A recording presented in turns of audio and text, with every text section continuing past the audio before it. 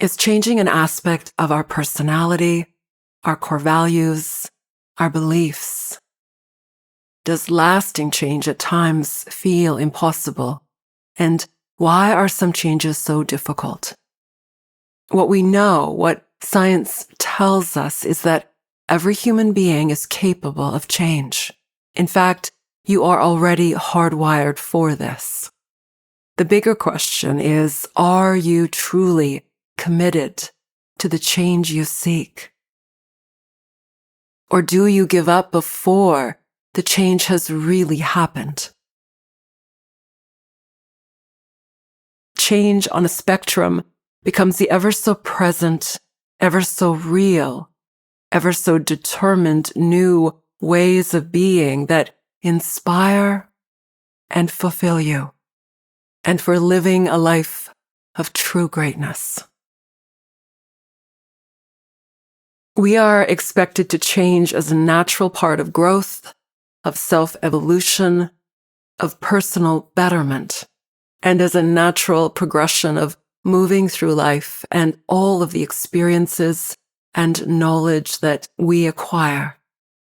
Change is necessary because we learn and experience hardships and wrong messaging from our caregivers and others that we need to correct in order to feel our confidence, to shed fears, to undo the damage of unpleasant and traumatic life experiences.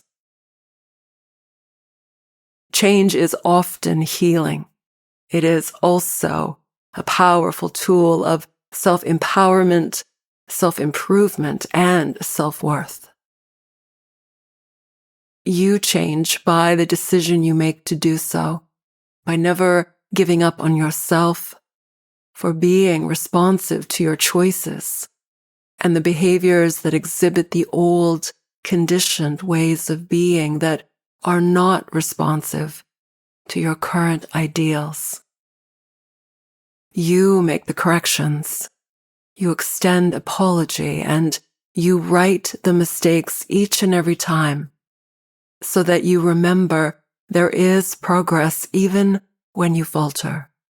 If you recognize your error, your unkind words, your old patterns, your ego, and in the very next moment, correct these.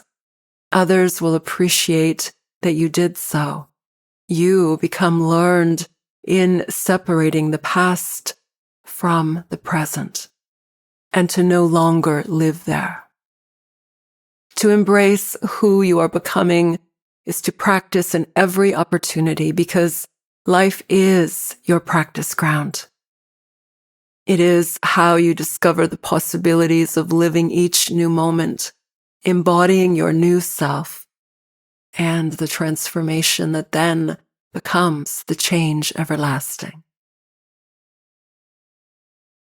When you resist change, it creates your suffering. We don't achieve a goal, we lose a significant love relationship or the promotion we've been vying for. We lose out on the potential to live a happier, more fulfilling life, to be kinder, more compassionate, more confident, and to have greater connections with others. And change often requires that you face your fears, both real and imagined, and to live and be authentic and more willing to speak your truth. If change is so important, why do so many people avoid it, deny it, disavow, diminish, pretend? What can truly liberate them from living in fear and self-sabotage? Limited in their core beliefs and lacking in the communication and relationship skills that would bring them greater meaning and satisfaction in their relationships and with their self. Of course, the answer is that change is not easy, and it requires a dedication to yourself and a commitment to see change through. I think about all of the people that give up on their weight loss journey or their fitness journey because they don't see the results they're looking for quick enough. And so they give up thinking that it's not going to happen or it's just not possible, when really all it requires is a consistent, ongoing effort and some subtle changes in what they do as they continue their journey. Change isn't only about the end result, it's what you're learning as part of the journey and what become permanent lifestyle habits. In moments when you feel triggered, when your well-ingrained habits become the classical conditioning responses, it is in these moments when your resources are low, you may feel fatigued or stressed. The practice is first to name your current state so that you and others around you can be more sensitive, understanding, perceptive, and then to take the moments you need and self-regulate, to find your inner calm, to move away from the triggering situations, to become a quiet observer for a time so that you may choose your best response. Presence gives way to the new and noble practices that you are learning to master. The practice is awareness. It is hope-filled, inspiring messages, and a solemn resolve to step out of the old self parts of you that do not serve you. The challenge is to reclaim the decision you have already made to show up differently, to be your new self. And as you forge a new path, new choices, new responses and actions can persevere and reflect the new way you are choosing to be. The self-efficacy of honoring this new version of you, thoughtfully crafted to exude the person that you are now choosing to be, your personality, your patience, your habits, whilst they are all still very new and yet unpracticed, give way to the growing confidence of possibility. If this is a behavior that helps you to be a kinder, better, more loving version of you, it may also be helpful to remember that this is who you already are, who you have always been. It becomes your calling unto a return to wholeness and your true self. The change we seek is our own. The change that we have full responsiveness over is the change your heart yearns for. The real question, the real focus is to ask, how may I change for the better?